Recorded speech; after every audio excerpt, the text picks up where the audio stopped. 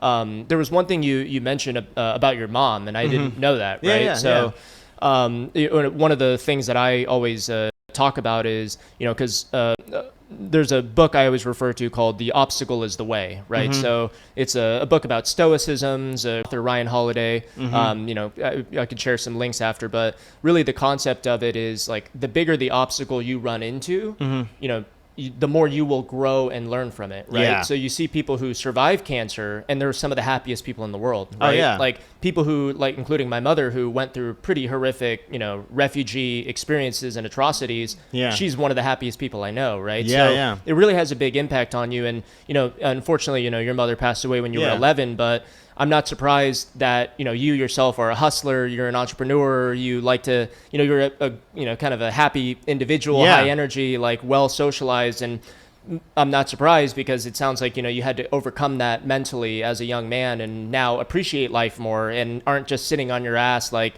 expecting things from that for people to give you, but Yeah. you again, you're kind of taking life by the horn. So I'm not surprised by that. Yeah. No, I appreciate that. Yeah. Yeah, for sure. Yeah, I think with my mother, it was interesting because not to keep talking about it, but it's interesting because I always feel blessed that we had time with her because we knew she was going to pass. It was not a matter of Wasn't immediate. No, she had got cancer. They went to Europe and she found out my parents went to Europe for like the first time. I think my mom had been once before with her sister, but my dad and my mom, it was their first trip to Europe. They went to France and she just got really sick. They found out, thank God, a childhood friend, her dad was a surgeon at Kaiser Vallejo, and he cleared her to fly back because my dad couldn't afford to pay for all that stuff in Europe, with no insurance in Europe, Yeah. So they got her back eventually. They found out, she had tumors, in her stomach. She got operated on, went through chemo, all that stuff. And then it reappeared. I can't remember the time frame because I think this was 96 when she got it. She passed away in 99. So within a matter of years, but she got it. It came back, and the second time, basically, they said, it was in her capillaries in her stomach, right? And they said, there's like a 70% chance if we operate on you, you're gonna die on the operating table. And she didn't want to go through chemo again, and they said it wouldn't work really either. So she basically lived out a year. I think it was about a year and a half. I'd have to ask my dad, but it was about a year and a half where we knew she was gonna die. It's just a matter of when. So I feel. The one thing I do is I feel very blessed to have had that time because some people don't know your dad might die tomorrow and you never got to say anything to him, Yeah, for sure. So I'm always thankful that I got that last year and a half with her, whatever time it was, to do things with her and to learn from her. And I'll never forget, I tell people this all the time because that's how much my mom was about education because both my brother and I excelled in education and we did well in school. And she's like, hey, I want you make sure if I go, like, you guys need to don't dwell on everything. Go to school. Like, make sure. And some people think it's weird, but literally, she died. I should know the date. I used to know it.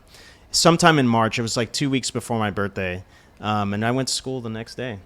Wow. And everybody's coming up to you and stuff and saying thank you, like I feel sorry for you, but like my mom wanted that. She didn't want it, and I didn't feel like I had been prepared for it already. Yeah. A year and a half of like any day your mom could be sick. I mean, you don't think about it every day, but it's something that like even as I was 11 years old, I knew because I was a smart kid. I was reading all the time. You just So I went to school and everything was fine. But it definitely shaped the way I view life. And that's why people always ask me, like, how are you so happy every day? And I'm like, well, because I don't, like, it's not like subconsciously or even consciously up front. I just know that, like, there could be worse things, Yeah. I'm kind of self-aware of not only my own experience, but the experiences that other people have had losing loved ones or whoever it may be. And also the plights of the world. Yeah. Like I'd mentioned earlier, there's so much worse shit going on in the world. Yeah.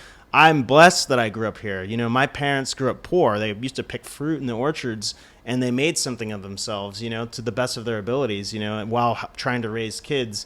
And so there's people out there still picking fruit, that haven't gone past that. And I've always thank God, that I'm here because I could be there, and I could be struggling still, or my parents could have never made that leap, And there's still a lot of people going through that stuff. So I'm like, why would I complain about, parking in downtown or like, oh, the door doesn't work in our building, and like, oh my God, like, Yeah, really help instill gratitude and humility in you, you know, which I think again helps you do better in relationships and do better in business and just overall life. Yeah. And it sounds like your parents lived the American dream, right? And that's something that I'm big on too. Like my parents were pretty poor as well, right? But they did everything that they were supposed to do, where hustled their ass off, worked multiple jobs until they could pay for school. It took, you know, decades to pay off debt, you know, but they were glad that they did it and started from the bottom and were able to make something out of their lives. And, you know, hey, we didn't grow up with a lot of money, but we had food in the fridge and we had better conditions than my parents. And I hope to bring better conditions to my kids. And I'm sure,